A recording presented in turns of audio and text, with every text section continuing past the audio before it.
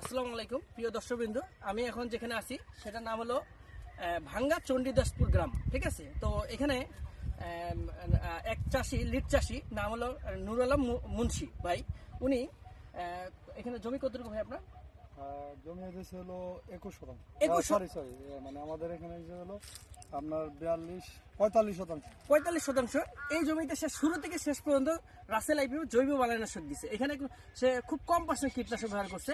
সে জৈব বালাইনাশক দেওয়ার পরে সে কতটুকু উপকার হয়েছে এবং কতটুকু সে লাভবান হচ্ছে তার কাছে আমরা শুনবো। ভাই, আপনি জৈব বালাইনাশকের রাসেল আইপি প্রথমে কি মাটি থেকে কি শুরু করছিলেন?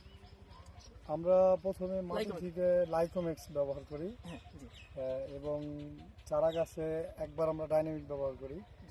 ডাইনামিকের পরবর্তীতে আমরা ধাপে ধাপে সাদামাছি এবং লাল মাকড়ের জন্য আপনার ফিজিমাইট, সাদামাছির জন্য ফিজিমাইট এবং লাল মাকড়ের জন্য আমরা বায়োম্যাক্স, প্রথমে বায়োম্যাক্স 1.25 ইসি এবং পরবর্তীতে 5 ইসির ম্যাট্রিকজেন ইউজ করছি। এবং অন্যান্য কিছু পোকা আছে যেগুলোর ক্ষেত্রে অনেক সময় আমাদের রাসায়নিক দু একটা ব্যবহার করতে হয়।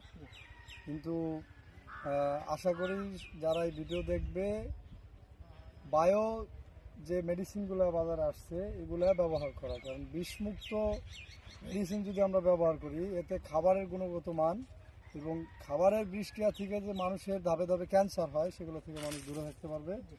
সেজন্য যারা নতুন চাষি আছেন বা পুরাতন চাষি সবাই চেষ্টা করবেন যে বায়োকেমিক্যাল বা বায়ো বালাইনাশক বা কীটনাশক যাই আছে বাজারে আপনারা এগুলো বেশি ব্যবহার করার জন্য।